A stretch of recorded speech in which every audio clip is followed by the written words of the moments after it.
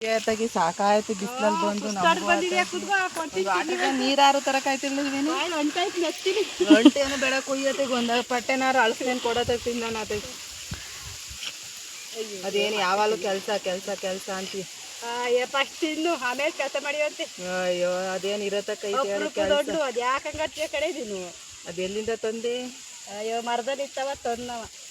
ಯಾರು ಮರ್ತಕ್ಕ ಹೋಯ್ದವ ಹುಡಿಕೊಂಡು ಬೆಳ್ಸಿರೋದು ಮರ ಹೆಂಗೋ ತಂದಿದೀಯಲ್ಲ ಕೊಡತೆಗೆ ಎಲ್ಲಾರ್ಗು ಒಂದೊಂದು ಪಟ್ಟೆ ಕೂತ್ ಕೂತ್ ಕೊಡತೆಗೆ ಕುಯ್ಯಿ ಕುಯ್ಯ ನೀನೇ ಆಟಗಿ ಅಂಟಾಗ ಕೈಯದು ಬಾತಾಗ ಎಲ್ಗಾರು ಒಯ್ಬಿಟ್ಟಾರು ಬರೋಣತ್ತ ಸುತ್ಕೊಂಡತ್ತಾಗ ಅದೇನು ಯಾವಾಗಲೂ ಹಳ್ಳಿ ಜೀವನ ಸಾಕಾಯಿಲ್ಲ ನಿಂಗೆ.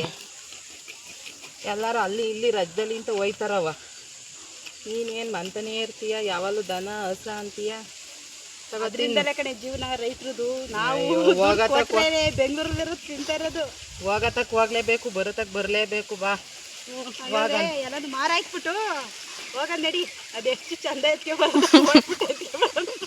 ಮಾರಕ್ಕೆ ಯಾಕೆ ಹೋಯ್ತೀಯ? ಬಂದಾಗ ಅದೇ ಬೇಕಲ್ಲ. ಬಂದಾಗ ಏನು ಹುಡಿಕಲಕ್ಕ ಯಾರ ಹೆಸರು ತಗೋತೀನಿ ಸಾಕಾ? ಸಾಕದು ಇರುತ್ತೀನಿ. ಅದೇ ಯಾಕೆ ಸಿಟಿ ಇರ್ತೀನಿ ಚೆನ್ನಾಗಿಲ್ವಲ್ಲ ಅದು. ಚೆನ್ನಾಗಿಲ್ಲದು ಕೊಡ್ತಾ ಇದೆಯಾ ತಿನ್ನು ಅಂತ. ತಗೋ ನೀನು ತಿಂತೀನಿ.